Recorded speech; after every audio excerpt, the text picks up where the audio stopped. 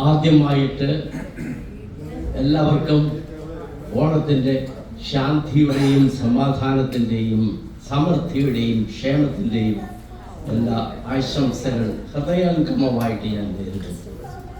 മലയാളിയെ സംബന്ധിച്ചിടത്തോളം ഓണാഘോഷം ആഘോഷങ്ങളുടെ ഒരു ക്ലൈമാക്സ് ആണ്. ഏറ്റവും വലിയ ആഘോഷം മലയാളിയെ സംബന്ധിച്ചിടത്തോളം നാട്ടിലായാലും മറുനാട്ടിലാണെങ്കിലും ഓണമാണ് മലയാളിയെ സംബന്ധിച്ചിടത്തോളം ഏറ്റവും വലിയ ആഘോഷം. അപ്പോൾ നമ്മൾ നാട്ടിലായിരുന്നപ്പോൾ തീർച്ചയായിട്ടും ഓണം വളരെ ആഘോഷമായിട്ട് തന്നെ ആഘോഷിച്ചിട്ടുണ്ട് തീർച്ചയായിട്ടും. അപ്പോൾ നാട്ടിലായിരിക്കുമ്പോൾ എങ്ങനെയെങ്കിലും വിദേശത്ത് പോയി രക്ഷപ്പെടണം എന്നായിരുന്നു മലയാളിയുടെ ഒരു ആഗ്രഹം. എപ്പോഴും അങ്ങനെയൊക്കെ തന്നെ. അപ്പോൾ ഇവിടെ വിദേശത്തെത്തുമ്പോൾ നമ്മുടെ ഓർമ്മകൾ വീണ്ടും നമ്മുടെ നാട്ടിലേക്ക് തിരിച്ചു പോവുകയാണ്.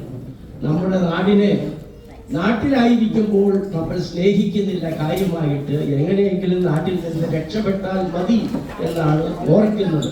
എന്നാൽ വിദേശത്തെത്തിക്കഴിഞ്ഞാൽ എപ്പോഴും നമ്മുടെ ചിന്ത ഇങ്ങനെയാണ്: മാമലകൾക്കപ്പുറത്ത് മരതക പക്ഷിവിരി, അങ്ങനെയുള്ള ഗാനങ്ങൾ നമ്മൾ നാടിനെ പറ്റി ഹൃദയത്തിൽ നെഞ്ചിലെത്തുകയാണ്. നാടിൻ്റെ മധുരിക്കുന്ന ഓർമ്മകൾ.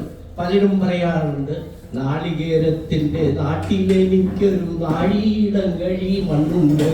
പക്ഷെ ഇപ്പോഴേ പലരും നാഴിയിടം കഴിയും മണ്ണ് നാട്ടിലുണ്ടെങ്കിലും അതൊന്ന് വിറ്റിട്ട് ഇവിടെ എത്തണം, വീണ്ടും തിരിച്ചെത്തണം എന്ന് എൻ്റെ മാതിരി വയോവൃദ്ധരായ ജനങ്ങൾ ചിന്തിക്കുകയാണ്. അപ്പോൾ വേറെ ഒരു കാര്യം, അപ്പോൾ ഈ പറയുന്ന എല്ലാ ആഘോഷങ്ങളുടെയും മുഖ്യ സൂത്രധാരകൻ നാട് ഭരിച്ചിരുന്ന മാവേലി നാടുവാണിടുങ്കാലം മനുഷ്യരെല്ലാരും ഒന്നുപോലെ, അങ്ങനെയാണോ ഇന്ന് കേരളത്തില്? നിങ്ങൾ ചിന്തിക്കുക. ഓക്കെ, ഇന്ന് മനുഷ്യര് പല തട്ടിലാണ്, ഒരേ മാതിരിയല്ല, നീതിയില്ല. Justice for nobody sometimes. അതാണ് നീതിമാനായിരുന്നു മഹാബലി. ആ മഹാബലി സത്യത്തില് മഹാബലിയെ കാലുപൊക്കി വാമനൻ ചവിട്ടി പാതാളത്തിലേക്ക് താത്തി എന്നാണ് ഐതിഹ്യം. പക്ഷേ ഇന്ന് കേരളത്തില് നമ്മുടെ ഇടയില് നന്മ ചെയ്യുന്നവരെ ചവിട്ടി താഴ്ത്തുവാൻ ഭൂമിയുടെ പാതാളത്തിലേക്ക് അല്ലെങ്കിൽ ആകാശത്തിലേക്ക് ചവിട്ടി ഓടിക്കാൻ ധാരാളം വാമനന്മാർ നമ്മുടെ ചുറ്റുവട്ടം ഉണ്ട്. അവരെ നമ്മൾ തീർച്ചയായിട്ടും തിരിച്ചറിയണം. അപ്പോ ഈ മഹാബലി ചക്രവർത്തി പാതാളത്തിലേക്ക് പോയി എന്നെല്ലാം പറയുന്നു. പാതാളം ഒരു പ്രവാസ ലോകമാണ്. നമ്മളെല്ലാം ഇന്ന് അധിവസിക്കുന്നത് പ്രവാസ ലോകത്താണ്. പലരും UK-യിലേക്ക് കുടിയേറുന്നു, ആസ്ട്രേലിയയിലേക്ക് കുടിയേറുന്നു, ഗൾഫിലേക്ക് കുടിയേറുന്നു, അമേരിക്കയിലേക്ക് കുടിയേറുന്നു.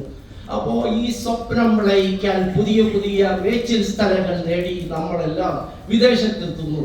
ഈ ചവിട്ടി താത്തപ്പെട്ട ഓടിക്കപ്പെട്ട മഹാബലി തമ്പുരാൻ നമ്മുടെ മാതിരി ഒരു പ്രവാസിയാണ്. സത്യത്തില് നാടില്ലാത്ത രാജാവ്. അദ്ദേഹം വർഷത്തിൽ ഒരിക്കല് ഇപ്പൊ ഇവിടെ പറഞ്ഞ മാതിരി ചിങ്ങം മാസത്തില് മലയാളികളെ കാണാനായിട്ട് കേരളത്തിലേക്ക് വരുന്നു. പ്രവാസ നാടുകളിൽ അദ്ദേഹം ലോകമെന്നും പ്രവാസികളെ എവിടെ ഉണ്ടോ അവരെ എല്ലാം സന്ദർശിക്കാനായിട്ട് അദ്ദേഹം നാടി ചുറ്റുന്നു. അപ്പോ മഹാബലി തമ്പുരാനും നമ്മളും തമ്മിലുള്ള ഒരു പ്രവാസി എന്നുള്ള നിലയിൽ അഭേദ്യമായ ഒരു ബന്ധമുണ്ട്. നമ്മളും ചില അവസരങ്ങളിൽ ട്രഷറർ സാറ് പറഞ്ഞു 8-ാം തീയതി അദ്ദേഹം നാട്ടിലേക്ക് പോവുകയാണ്. അപ്പോൾ ഈ നാട്ടിലേക്ക് പോകുമ്പോൾ എപ്പോഴും നാടിനെ നെഞ്ചിലേറ്റുന്ന മനുഷ്യരാണല്ലോ നാട്ടിലേക്ക് പോകുന്നത്. ചിലർ വർഷം തോറും പോകും, ചിലർ 3 വർഷം കൂടുമ്പോൾ പോകും. അപ്പോൾ അദ്ദേഹം നാട്ടിലേക്ക് പോകുന്നതും നാട്ടിൽ എന്തെങ്കിലുമൊക്കെ സേവനം ചെയ്യാനാണ്. അവിടെ നാട്ടിലുള്ള സ്വന്തക്കാരെ, പ്രജകളെ ഞാൻ പറയുന്നില്ല, സ്വന്തക്കാരെയൊക്കെ കാണുവാനും പോയ നല്ല കാലത്ത് അയവിറക്കുവാനും ഒക്കെയാണ് നമ്മുടെ മാത്യു മുത്തായി സാറ് മാതിരിയുള്ള നെല്ലിക്കുന്ന് സാറ് പോകുന്നു താമസിക്കാതെ. അങ്ങനെ പലരും, ഞാനും പോകുന്നുണ്ട് 1-2 മാസം കഴിഞ്ഞിട്ട് ചിന്തിക്കുകയാണ്. അപ്പോ നാട്ടിലേക്ക് പോകുന്നതും നിങ്ങളെല്ലാം ഏതാണ്ട് ഒരു മഹാബലി തമ്പുരാൻ മാതിരിയാണ്. ഒരുപക്ഷെ നാട്ടുകാർക്ക് എന്തെങ്കിലുമൊക്കെ സേവനം, ചിലർ നാട്ടിൽ പോയി വീട് വെച്ച് കൊടുക്കുന്നു, സാധുക്കൾക്ക് ഒക്കെ പള്ളികൾക്ക്, അമ്പലങ്ങൾക്ക് സംഭാവനകൾ കൊടുക്കുന്നു. അപ്പോ നാട്ടിന് നേട്ടമുണ്ടാകത്തക്ക രീതിയിലുള്ള സേവനങ്ങൾ ഒരു മഹാബലി തമ്പുരാന്റെ മാതിരി നിർവഹിക്കാൻ ഇവിടെയുള്ള പ്രവാസികൾ പോകുന്നു. അതേമാതിരി പ്രവാസികൾ അവിടുത്തെ ഗവൺമെന്റ് എപ്പോഴും പറയാറുണ്ട്, പ്രവാസികൾ നാടിന്റെ നട്ടെല്ലാണ് എന്ന് പറയാറുണ്ട്. സത്യത്തിൽ ശരിയാണോ? നാടിന്റെ നട്ടെല്ല് എന്നുള്ള ഒരു അധര വ്യായാമം മാത്രമാണ് നടത്തുന്നത്. പ്രവാസികൾ ഏതെങ്കിലും തരത്തില് ഗവൺമെന്റ് തലങ്ങളിൽ നിസ്സാരമായ ജസ്റ്റിഫൈഡായ ആവശ്യങ്ങൾക്കായി അവിടെയുള്ള വില്ലേജ് ഓഫീസുകളിൽ, താലൂക്ക് ഓഫീസുകളിൽ, ഡിസ്ട്രിക്ട് തലങ്ങളിലെല്ലാം മുട്ടുമ്പോൾ അവർക്ക് കിട്ടുന്നത് നോ എന്ന ഉത്തരമാണ്. എപ്പോഴും പീഡിപ്പിക്കപ്പെടുന്ന ഒരു സമൂഹമാണ് മലയാളികൾ. യാത്രയിലുള്ള യാത്രാ ക്ലേശങ്ങൾ എന്തെല്ലാം നമ്മൾ അനുഭവിച്ചുകൊണ്ടുപോയിരിക്കുന്നു. അപ്പോ ഈ മാവേലി, ഞാൻ ഈ കേരളം എന്ന് പറഞ്ഞാൽ നമ്മൾ സത്യത്തില് ഇവിടെ കേരളം ഇന്ത്യയുടെ തെക്കേ അറ്റത്ത് ഒരു വില്ലുമാതിരി വളഞ്ഞു കിടക്കുന്നതാണ് കേരളം. ആ കേരളം പരശുരാമം മഴുവെടുത്ത് അങ്ങ് ഗോകർണത്തിൽ നിന്ന് മഴുവെടുത്തെറിഞ്ഞ് അങ്ങ് കന്യാകുമാരിയിലേക്ക് എറിഞ്ഞു. അപ്പോൾ അവിടെ നിന്ന് ആ വെള്ളത്തിൽ നിന്ന് വീണ്ടെടുത്ത ഒരു മനോഹരമായ ഒരു പ്രദേശമാണ് കൊച്ചു കേരളം. അപ്പോ കേരളം വെള്ളത്തിൽ നിന്ന് വീണ്ടെടുത്തു. അതുകൊണ്ട് എപ്പോഴും കേരളം വെള്ളത്തിലാണ്. മലയാളികൾ മുഴുവൻ പലപ്പോഴും വെള്ളത്തിലാണ് ജീവിതം. അങ്ങനെ പറയാറുണ്ട്. അതിപ്പോ ഇവിടെ വന്ന പ്രവാസി മലയാളികൾ പ്രായമായവരില്ല, ചെറുപ്പക്കാർ ചില അവസരത്തിൽ വെള്ളത്തിലാണ് ജീവിതം. പിന്നെ വേറെ ഒരു കാര്യം പറഞ്ഞാൽ, കേരള ഗവൺമെന്റിന്റെ ഏറ്റവും വലിയ വരുമാനം ബവറേജ് കോർപ്പറേഷനിൽ നിന്നാണ്, വെള്ളത്തിൽ നിന്നാണ് വരുമാനം. ഇത് അവസരത്തിൽ തന്നെ വെള്ളത്തെ പറ്റി സംസാരിക്കുമ്പോൾ പ്രകൃതി ദേവി പലപ്പോഴും ഉരുൾപൊട്ടൽ, ഇപ്പൊ വയനാട് സംഭവം നമ്മുടെ കൺമുമ്പിലുണ്ട്.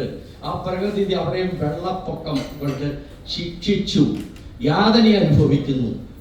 ജനങ്ങൾ അവരോടൊപ്പമാണ് നമ്മൾ, തീർച്ചയായിട്ടും അവരോട് അനുഭവമുണ്ട്. ഇപ്പോൾ വീണ്ടും നമ്മൾ ഇപ്പോൾ ഉണ്ടായതെല്ലാം മുല്ലപ്പെരിയാർ ഡാം പൊട്ടിയാൽ എന്തായിരിക്കും സംഭവിക്കുന്നത്? ഇടുക്കി ഡാം. അപ്പോ അവിടെയും വെള്ളത്തിന്റെ പ്രശ്നമുണ്ട്.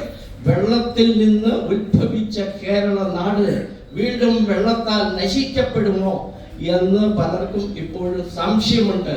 അപ്പോൾ ഈ വക ജീവൻ പ്രശ്നങ്ങളെ പറ്റി തീർച്ചയായിട്ടും ഓണം ആഘോഷിക്കുന്ന, സമൃദ്ധി ആഘോഷിക്കുന്ന അവസരത്തിൽ നമ്മൾ ചിന്തിക്കുന്നത് നല്ലതായിരിക്കും എന്നുകൂടെ ഞാൻ ദീർഘിപ്പിക്കുന്നില്ല. ഇങ്ങനെ പറഞ്ഞു പോയാൽ ധാരാളം പറയാനുണ്ട്. ഏതാണെങ്കിലും കേരള റൈറ്റേഴ്സ് ഫോറം ഇന്ന് 35-ാം വർഷം നമ്മൾ ഓണം ആഘോഷിക്കുന്നു. ഓരോ ഓണവും ഓരോ അനുസ്മരണങ്ങളാണ്. പലപ്പോഴും ഞാനിപ്പോ പറയാറുണ്ട്, അടുത്ത ഓണത്തിന് ഞാൻ കാണുമെന്നറിയില്ല. ദേവരാജ സാറിന്റെ സഹധർമ്മിണി ഇവിടെയുണ്ട്. അദ്ദേഹം ഓണക്കാലത്ത് ഇവിടെയൊക്കെ വന്ന് നമ്മളെ എല്ലാം നല്ല നല്ല കവിതകളൊക്കെ ചൊല്ലുമായിരുന്നു. ഈശോ ജേക്കബ് ഉണ്ടായിരുന്നു. അപ്പൊ ഓരോ ഓണം കഴിയുന്നോറും നമ്മളിൽ നിന്ന് ആൾക്കാര് വിസ്മൃതിയിലേക്ക് മാഞ്ഞു പോയിക്കൊണ്ടിരിക്കുകയാണ്. ഇപ്പൊ എബ്രഹാം തെക്കമുറിയെ പറ്റി പറഞ്ഞു. അപ്പൊ അങ്ങനെ അടുത്ത കൊല്ലം ആരൊക്കെ നമ്മൾ ഉണ്ടാകും എന്നറിയില്ല. എങ്കിലും നമ്മൾ ഭാവിയിലേക്ക് ആകാംക്ഷയോടെ, ഉത്സവത്തോടെ വിട്ടുനോക്കുക, ജീവിക്കുക, സമർത്ഥമായിട്ട് തന്നെ ജീവിക്കുക. ഉള്ളത് കൊണ്ട് ഓണം. അതുകൊണ്ട് നമ്മൾ കാണം വിറ്റും ഓണം ഉള്ളണം എന്നാണല്ലോ പറയുന്നത്. അപ്പൊ ഉള്ളത് കൊണ്ട് നമുക്കെല്ലാം ഓണം കൊണ്ട് പുഞ്ചിരിച്ച് ജീവിക്കാം. ഒരിക്കൽ കൂടെ എല്ലാ ആശംസകളും എല്ലാവർക്കും നേർന്നുകൊണ്ട് ഞാൻ നിർത്തുന്നു. നമസ്കാരം.